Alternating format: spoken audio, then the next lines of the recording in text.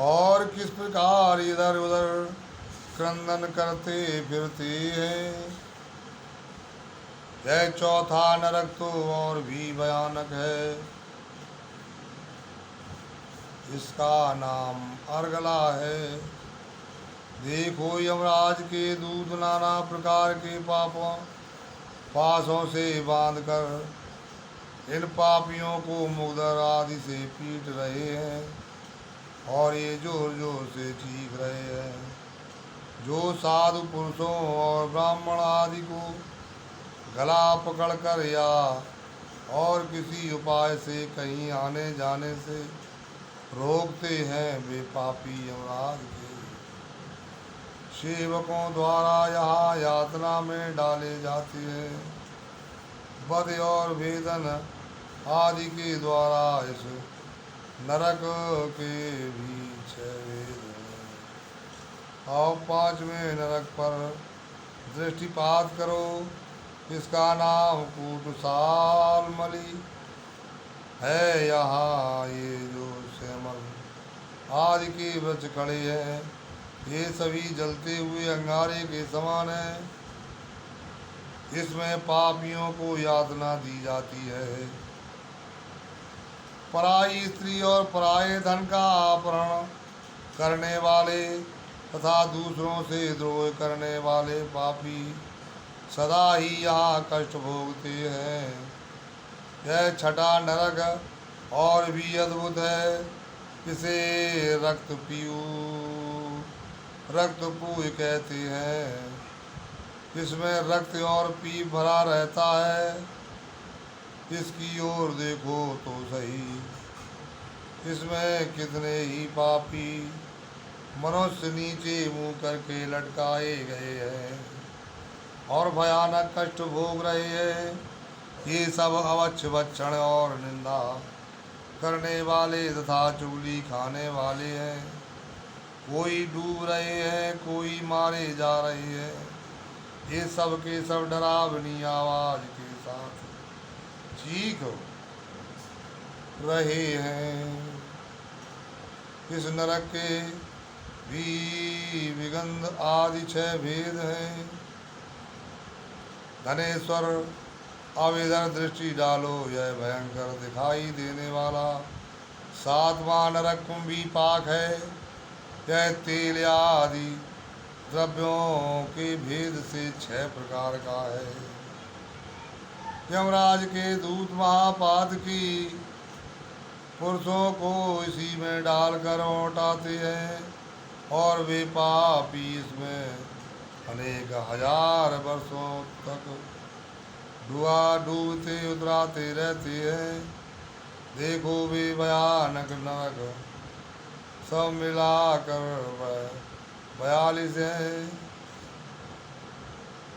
बिन इच्छा के किया हुआ पातक शुष्क कहलाता है और इच्छा पूर्वक किए हुए पातक को आद्र कहा गया है।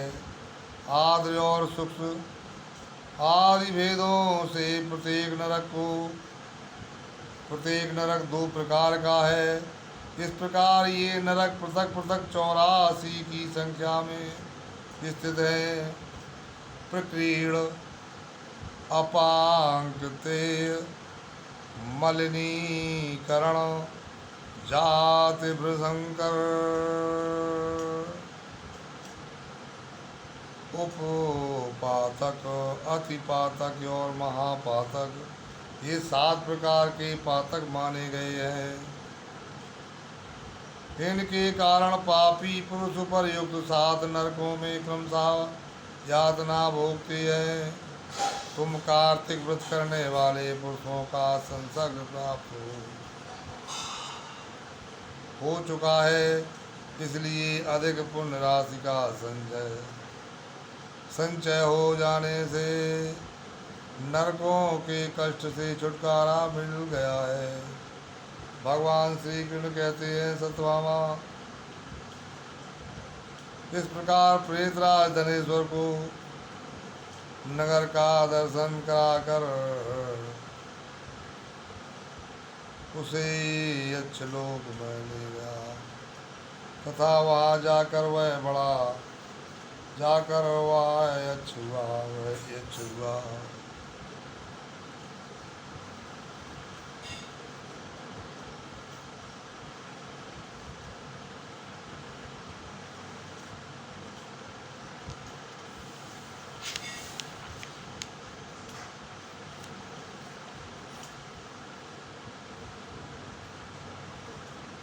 अशक्तावस्था में कार्तिक व्रत के निर्वाह का उपाय पदम प्राण से लिया गया प्रसंग है।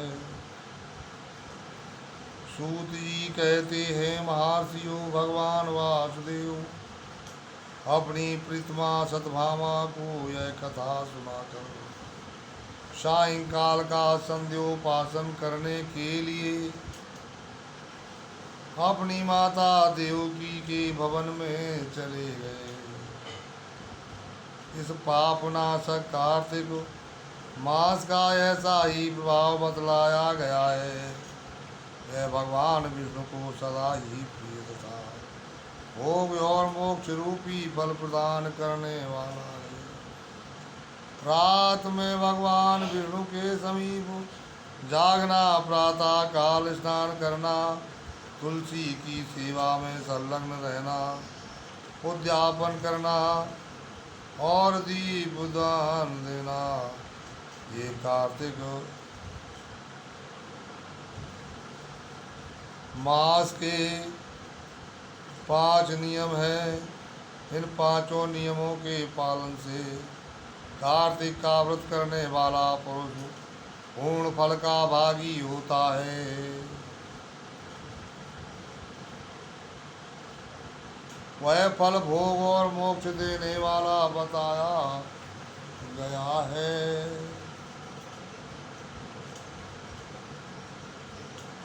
ऋषि बोले, रोमहर्षण कुमार सूत जी, आपने इतिहास सहित तो कार्तिक मास की विधि का भली भांति वर्णन किया। यह भगवान विष्णु को प्रिय है, लगने वाला तथा अत्यंत उत्तम फल देने वाला है। इसका प्रभाव बड़ा ही आश्चर्यजनक है, इसलिए इसका अनुष्ठान अवश्य करना चाहिए। परंतु यदि कोई व्रत करने वाला पुरुष संकट में पड़ जाए या दुर्गम वन में स्थित हो अथवा रोगों से पीड़ित हो, तो उसे इस कल्याण में कार्तिक व्रत का अनुष्ठान कैसे करना चाहिए? तो सूत जी कहते हैं कि महर्षियों, ऐसे मनुष्य को भगवान विष्णु अथवा शिव के मंदिर में केवल जागरण करना चाहिए। विष्णु और शिव के मंदिर ना मिले तो किसी भी मंदिर में वह जागरण कर सकता है। यदि कोई दुर्गम वन में स्थित हो अथवा आपत्ति में फंस जाए तो वह अस्वस्थ वृक्ष की जड़ के पास अथवा तुलसी के वृक्षों के बीच बैठकर जागरण करे। जो पुरुष भगवान विष्णु के समीप बैठकर श्री विष्णु के नाम तथा चरित्र का गान करता है, उसे सहस्र गोदानों का फल मिलता है। बाजा बजाने वाला पुरुष वाजपेयी यज्ञ का फल पाता है और भगवान के पास नृत्य करने वाला पुरुष संपूर्ण तीर्थों में स्नान करने का फल प्राप्त करता है। जो उक्त नियमों का पालन करने वाले मनुष्यों को धन देता है, उसे यह सब पुण्य प्राप्त होता है। उक्त नियमों का पालन करने वाले पुरुषों के दर्शन और नाम सुनने से भी उनके पुण्य का 6वां अंश प्राप्त होता है। जो आपत्ति में फंस जाने के कारण नहाने के लिए जल न पा सके अथवा जो रोगी होने के कारण स्नान न कर सके, वह भगवान विष्णु का नाम लेकर मार्जन करना।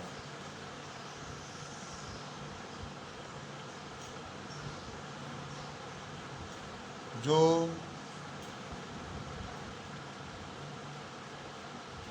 कार्तिक व्रत के पालन में प्रवृत्त होकर भी उसका उद्यापन करने में समर्थ ना हो, उसे चाहिए कि अपने व्रत की पूर्ति के लिए यथाशक्ति ब्राह्मणों को भोजन कराएं। ब्राह्मण इस पृथ्वी पर अव्यक्त रूप श्री विष्णु के व्यक्त रूप स्वरूप हैं।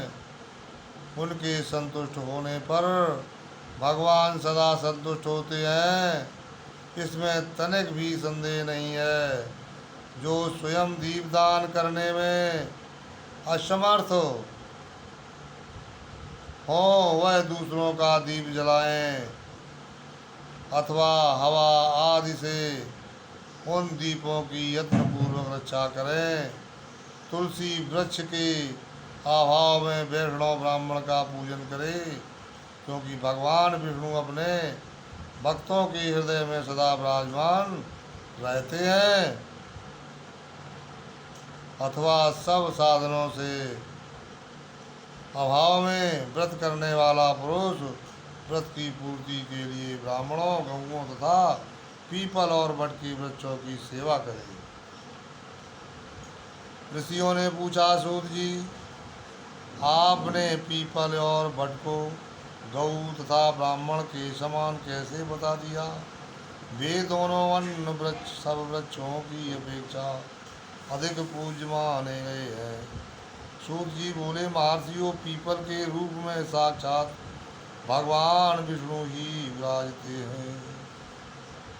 इसी प्रकार वट भगवान शंकर का और पलाश ब्रह्मा जी का स्वरूप है। इन तीनों का दर्शन, पूजन और सेवन पापहारी माना गया है। दुख, आपत्ति, व्याधि और दुष्टों के नाश में भी उसको कारण बताया